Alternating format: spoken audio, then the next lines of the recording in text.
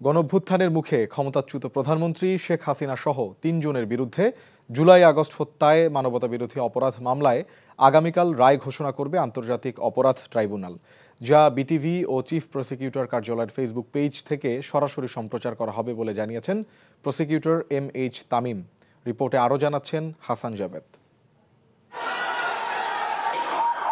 জুলাই অভ্যুত্থানে সারা দেশে মারণাস্ত্র এবং হেলিকপ্টার ব্যবহার করে আন্দোলনকারী ও নিরীহ নাগরিকদের হত্যা করা হয়। এ ঘটনায় শেখ হাসিনা, আসাদুজ্জামান খান কামাল ও চৌধুরী আব্দুল্লাহ আল মামুনের বিরুদ্ধে ঊর্ধ্বতন নেতৃত্ব থেকে মানবতাবিরোধী অপরাধ সংগঠন করেছেন বলে অভিযোগ আনে প্রসিকিউশন। সুনির্দিষ্ট 5টি অভিযোগ গঠন করে তাদের বিরুদ্ধে বিচার শুরু হয়েছিল। বৃহস্পতিবার রায়ের তারিখ ঘোষণা করে ট্রাইব্যুনাল। সোমবার জুলাই আগস্ট হত্যায় প্রথম কোনো মামলার রায় ঘোষণা হতে যাচ্ছে। আগামীকালকে যে রায়টি হতে যাচ্ছে এটি সর্বপ্রথম রায়।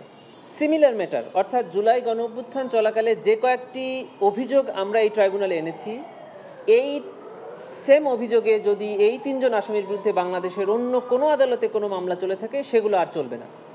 কারণ এটা আমাদের কনস্টিটিউশনাল রাইটস, প্রত্যেকটি নাগরিকের উপরে যে একই অভিযোগে কোনো ব্যক্তিকে দুবার শাস্তি বা দুবার বিচার করা যাবে না। রায়ে যদি ট্রাইব্যুনাল ওনার বিরুদ্ধে শাস্তি প্রদান করেন তাহলে আমরা আরেকটি কনভিকশন ওয়ারেন্টের আবেদন ইন্টারপোলে আবার পাঠাবো তার বিরুদ্ধে রেড নোটিশ জারির জন্য।